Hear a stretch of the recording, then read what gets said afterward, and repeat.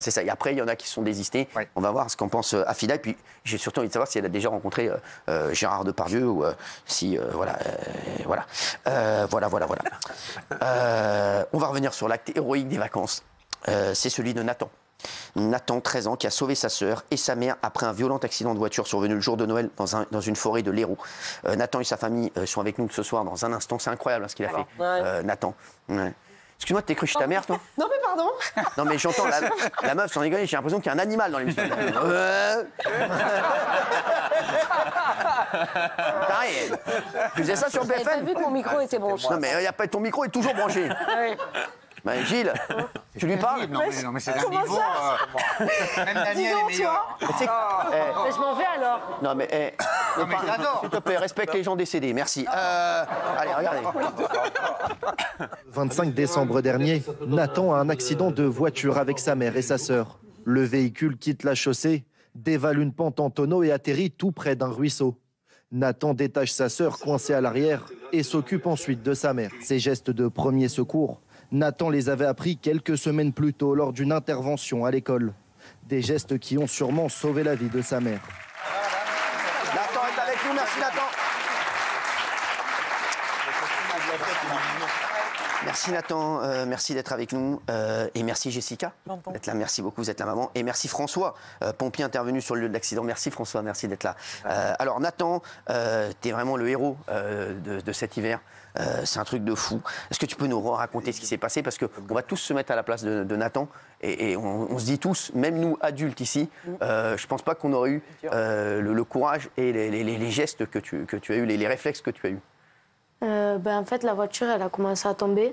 Ouais. Et du coup, la voiture, elle a fait 2 tonneaux. Elle est tombée en bas. Et ma mère, elle a perdu connaissance. Et elle avait la tête dans l'eau. Et du coup, je l'ai sortie. Et je l'ai mis sur le côté. Et après, j'ai détaché ma sœur. J'ai sorti ma sœur. Après, ma mère s'est réveillée. J'ai sorti ma mère. Enfin, je l'ai aidée à sortir de la voiture. Et après, j'ai grimpé le talus en haut. Je suis allée derrière la barrière, au bord de la route, et j'ai arrêté quelqu'un pour leur dire qu'ils appellent les pompiers. C'est incroyable, franchement. C'est fort. Il paraît que tu l'as mise en position de sécurité. Il paraît que tu avais appris des gestes qui sauvent juste 2-3 semaines avant, c'est ça? Oui, c'est fou. À l'école. Mais tu t'en es souvenu, c'était quoi? C'était à l'école? Oui. Et donc tu t'es dit, ouais, je m'en rappelle, je me souviens. Oui. Voilà, tu vois, c'est ça la différence entre toi et moi, c'est que toi, t'écoutes à l'école. Moi, j'aurais rien pu faire, tu vois. Non, mais Jessica, c'est fou quand même. Oui. Ouais. Est-ce que vous pensiez qu'il était capable de faire ça? Non. Je sais pas. Franchement, il m'en avait parlé 2 semaines avant qu'à l'école, il avait appris les premiers gestes de secours, qu'il avait mis des mannequins, tout ça. Donc, il m'en avait parlé 2 semaines avant, mais bon... c'est fou. Alors, pas prévoir, vous avez perdu le contrôle de la voiture, c'est ça? En fait, non. Enfin, je me suis engagée dans un chemin. Et en reculant, en fait, j'ai voulu reculer et la roue a commencé... la terre était un peu humide, donc la roue a commencé à s'effondrer et on a basculé sur le côté. J'ai essayé de raccélérer, je ne suis pas arrivée. Et là, on s'est vu tomber dans le vide. La panique totale, quoi. Au premier choc, j'ai perdu connaissance. Alors, quand vous avez repris connaissance, vous avez entendu votre fils? En fait, j'ai perdu connaissance, mais j'entendais ce qui se passait dans la voiture. Donc, je sentais que j'avalais de l'eau. Et en fait, j'entendais mon fils qui me disait « Maman, réveille-toi, mais j'arrivais... je pouvais pas me réveiller. Et en fait, il m'a tirée. Et j'ai pu, vu qu'il m'a mis sur le côté, j'ai pu recracher l'eau. Et j'ai commencé à reprendre mes esprits petit à petit.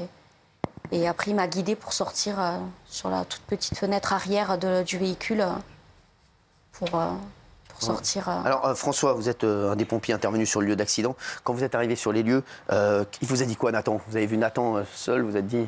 Alors, c'est vrai que la première réaction qu'on a eue, c'est la rencontre avec Nathan. Donc, il nous a de suite guidés où c'est qu'étaient sa maman et sa petite sœur pour qu'on porte assistance et qu'on fasse les gestes pour récupérer sa petite sœur et sa maman. On l'a trouvé très professionnel, si on peut dire, parce que on a été surpris de ce petit qui a su donner l'alerte, qui a su avoir les bons gestes et qui nous a guidés au mieux. Parce qu'il faut savoir que, on le dit toujours, les premiers acteurs dans un accident, c'est le témoin, c'est le secouriste. Et ils vont donner des informations exactes et justes, plus les secours vont arriver justes. Parce que pour nous, c'est le temps. Non. Alors là, vous sentez les trois. Les trois, allez, vite. Alors. Merci, Géraldine, tu sors. Allez, excuse-nous, Nathan, excusez. Non mais franchement, ils sont, eux, je t'explique, à l'école, c'est une catastrophe. Ils n'auraient jamais fait ce que tu as fait. Pas possible. Ça c'est clair. Franchement, en tout cas, François, c'est pas incroyable ce qu'il a fait. Ah, tout à fait. Tout à fait. C'est pour ça qu'on espère que Nathan, à l'âge de 16 ans, rentrera dans le rang des pompiers. C'est sûr. Volontaire. T'en as envie ou pas? Oui. Donc j'espère être son tuteur. Ah bah François, obligé. Franchement, obligé. Non, t'en as envie ou pas? Franchement, ce serait ton kiff? Oui, ça pourrait faire un travail, oui. Eh ben, en tout cas, bravo à toi parce que t'as été incroyable. Alors, je voulais te faire quelques petits cadeaux. Est-ce que t'as une tablette tactile? T'as une tablette tactile pour Noël? Non. Bah, je t'en offre une. Est-ce que t'as un smartphone? Une friteuse. Tu veux une friteuse? Non, mais est-ce que t'as un smartphone? Oui. Bah, je t'en offre un deuxième. Est-ce que t'as un pack audio? Tu vas voir, c'est un truc bien. Non. Et j'offre ça aussi. François, j'aimerais t'offrir aussi un cadeau parce que je te trouve formidable. Et je voudrais dire, les pompiers, voilà, je suis fou des pompiers. À chaque fois que je vois un pompier, je me dis, voilà, eux, ils font un vrai métier et franchement, vous êtes incroyables. Et je voulais te dire, François, merci. Donc, j'aimerais t'offrir aussi des cadeaux pour toi et ta famille, voilà, pour d'être venu. Merci d'être venu. Et vous aussi, merci d'être venu. Merci, les chéris, merci. Vous êtes formidables. Merci, François. Merci, Jessica. Et merci, Nathan. Et Nathan, juste, à l'école, t'es un héros, là, ou pas? À l'école? Ouais. Oui. C'est pas mal, là, pour les meufs et tout, non? J'avoue. Franchement, c'est pas mal. C'est pas mal, non? Tu sens qu'il y a un... Je sais pas. Il y a un engouement? Non, pas trop. Non. Un regain d'intérêt. Ah, c'est ça. Merci en tout cas, merci Vous Jessica. savez qu'il a un nom prédestiné, lui? C'est incroyable. Oui. Eh On oui, dit que c'est je dingue. porte bien, ouais. Ça s'appelle On comment? dit. Ayuda. Ayuda. LED. Ouais, Ah, c'est d'accord. bien. Oui, à l'aide. En espagnol. Oui. Bah, tu iras faire l'émission en Espagne. Bah, tu iras faire l'émission en Espagne, tu vas arrêter de nous faire chier. Tu vas faire l'émission sur la Costa del Sol. Merci. Merci François. Merci François en tout cas. C'est un prénom, un nom prédestiné. Ayuda, ça veut dire laide, en espagnol. Bah, c'est quand même dingue. Montiel, ça veut dire barre-toi en français. Allez, merci. On va revenir sur